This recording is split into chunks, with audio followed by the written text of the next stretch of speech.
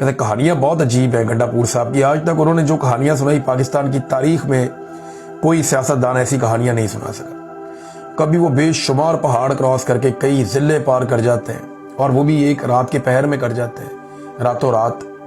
जो काम लोग सुपर फिट ह्यूमन बींग्स नहीं कर सकते वो गंडापुर साहब कर गए, और वो ह्यूमनली पॉसिबल ही नहीं है। बहुत ही अजीब काम किया उन्होंने। कभी इमरान खान कहते हैं डी चौक जाओ तो वो डी चौक ही नहीं जाते। कभी वो कफन पहन के निकलते हैं, लोगों को बोलते हैं कि मौत के मुंह में हमने जाना है, हमारे जनाजे पढ़ देना, फिर वहां पे लाशें छोड़ के खुद भाग जाते हैं।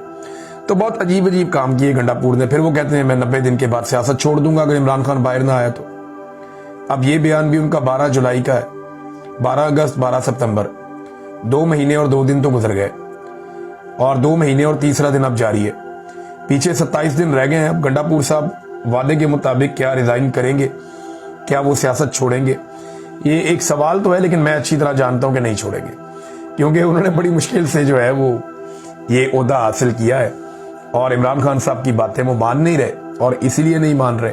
यानी वो कहते हैं मेरी इमरान खान से मुलाकात नहीं होने दी जाती। अंदाजा करें आप, क्या कोई वजीर आला इतना बेबस हो सकता है? कभी हमने तारीख में सोचा भी नहीं, सुना भी नहीं, लेकिन यहां पे हम देख रहे हैं। बहुत अजीब अजीब चीजें हम देख रहे हैं। जी मेरा पासपोर्ट नहीं है मेरे पास, ये भी बहुत अजीब चीज है। जी मैं अफगानिस्तान नहीं जा सकता।